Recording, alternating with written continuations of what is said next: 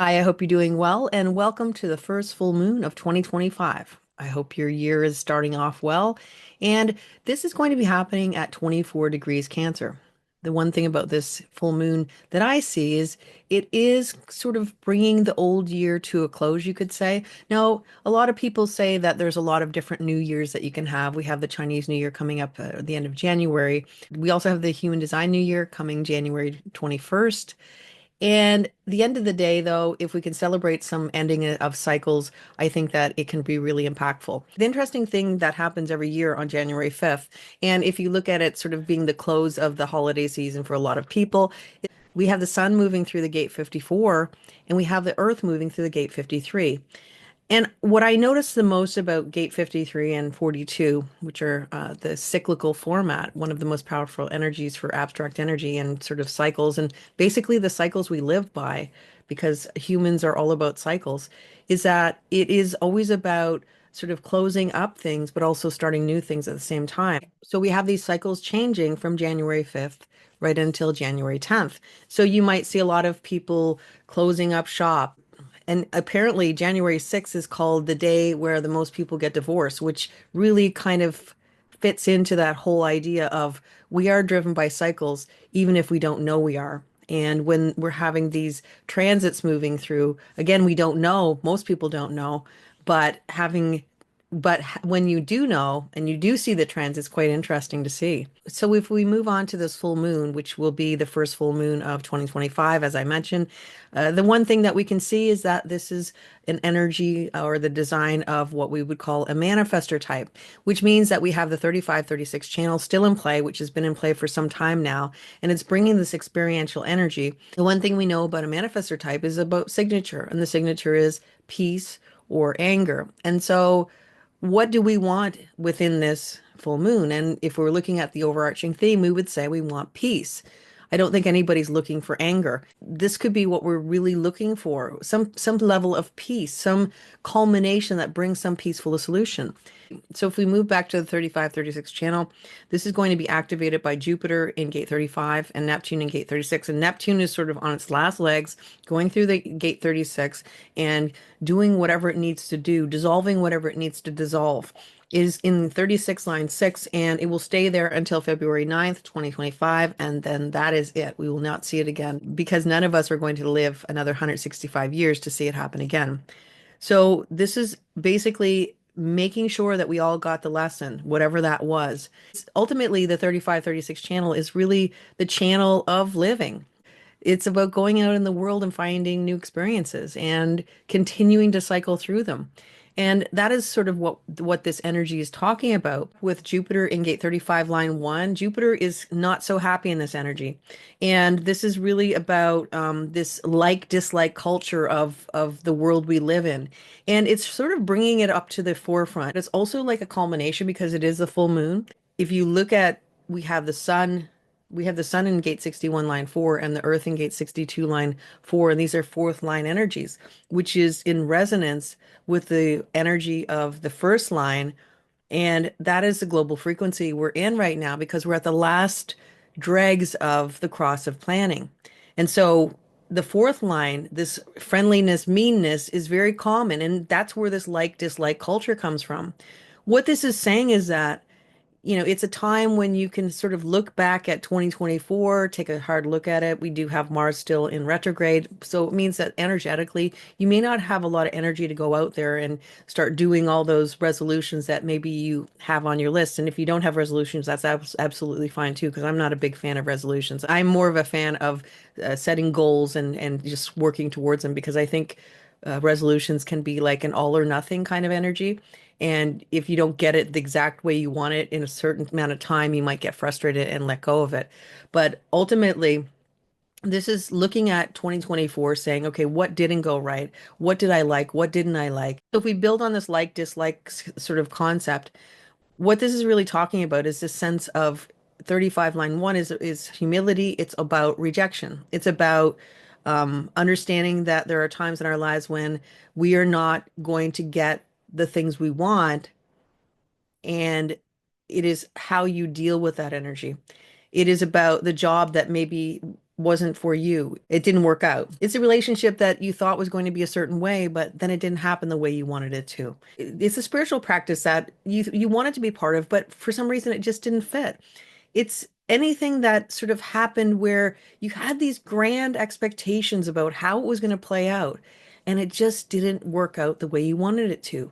And sometimes you can feel rejection because why didn't you get picked for that? Or why didn't it work out the way it was? And it's easy, sort of, with Jupiter in gate 35, line one, to get into this concept of it didn't work out, it'll never work out, I'm never going to get what I want. But instead of actually getting into that mindset, what this is really talking about is a fresh start. And with Uranus in gate 23, line 5, and it's sort of doing its last run through gate 23. So it's bringing the last lessons of what it means to have a simple life. This is about simplicity. It's about going back to basics. It's about looking at life as a an ongoing experience, that things are always shifting, things are always changing. One cycle is opening, one cycle is closing. Maybe you're in the middle of a cycle, but there's always something happening, and every little bit of it is where you're mining for gold. And the only gold that comes in anybody's life, because all we are left with after every experience we have, every trip you had, you got married or you graduated from a course you'd been working on, you graduated from high school, whatever you've done, it is a memory. That is all that is left after that experience. And so this is about saying those are the gold. Those are the things that you can build on. That is a foundation that you can work through. And if things didn't work out the way you wanted them to, and your expectations were not met, well, that's okay, because that is just part of it. I like to look at it as what you really need might be behind the thing you really want. So in other words, it's saying that maybe the things that didn't work out the way you wanted them to will open a door for something that maybe you never would have expected. And this is where we get back to the 35-36 channel that is part of this full moon, saying expectation is very common for us as humans, but believing that things are going to always work out the way we want them to, and if it doesn't work out, then all is lost, can set you up for a feeling that, nothing is going to work in your life. And I think that as soon as we start to look at that energy, especially when we have two head gates that are activated, we have the gate 61 and also gate 63. Saturn in gate 63 can bring this overarching energy that sort of feeds into this, why didn't this happen the way I thought it should? Maybe good things won't happen to you. And we know that's not true, because the nature of life is that we always have these moments of, you could say, you hit the pinnacle. So if we look at the gate 35, this is progress. But we always begin in the gate 36. And the gate 36 is about something new, something we've never done before. So you have all this exuberance, excitement, maybe even nervousness, because it's something that you've never done before, and you're going to keep doing that thing, or you're going to jump into the deep end. And when you come out, you come to progress where your tank is filled and you have had your experience and you've gone through it from A to B to C, the full cycle, because it's cyclical energy. And now you have a memory, and that memory is going to be something that will stay with you. And with gate 61, line 4, there could be a question of why things didn't work out the way you thought they should. Your expectations weren't met. And why did things happen the way they did? And this is where we want to know the unknowable. It's like something that we're trying to remember. You have something that you're trying to remember, someone's name or something like that, and you're going through your mind and you're trying to get that name and you're trying to get that name. And this is actually a memory, but it's that same kind of feeling where you just want to get that thing that you're trying to think about, or that solution, and it's very elusive. And the more you try and chase it, the more elusive it becomes. And this is sort of what this energy is about. And it's like when you let go of it, it just kind of pops in and you get that information that you need. And there are things in our lives that happen and we just never really know why they happen. And maybe we'll find out in 10 years' time, or maybe we'll find out in a year's time or a month, or, that type of thing. But no amount of asking other people or no amount of thinking about it and sort of focusing on it will help, because it's individual energy. And, when you're getting into this mind space of trying to search for answers that you may never get, it can keep you in a state of stasis. And you're not seeing the opportunities that are there for you because you're too focused on why things didn't work out in another way. It doesn't mean that it's not good to have that retrospection and to sort of go through what you've been through and figure it out and understand, okay, well, this didn't work out. How can I shift that up? If there's something that you can tweak in the future that you think would maybe make things better, you can always do that. That is the whole experiential part of life. If you look at the situation and you literally had no ability to shift anything, then that's when we just have to let go and understand that we're just not always going to know why things happened. And I mean, this can be happen with even the transits.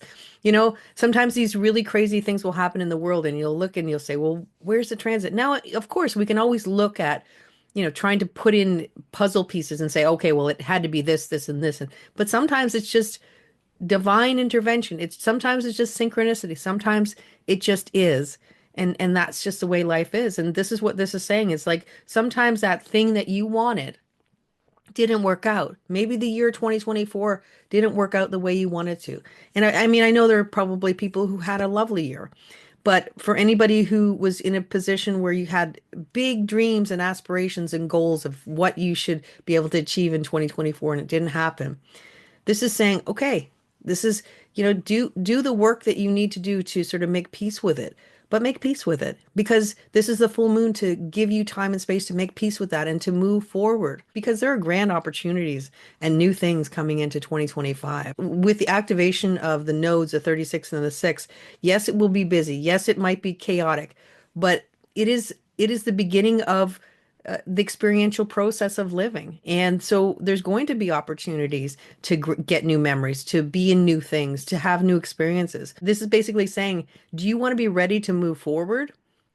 And if you do, then this is a time to sort of go through what you need to go through, make peace with what you need to make peace with, and get ready to move forward with no baggage. Because when Pluto moves into gate 41, that is the initiating codon. That is like, we are moving into something brand new. We can't take all the baggage from the past. We can only take what is necessary to kind of propel us forward.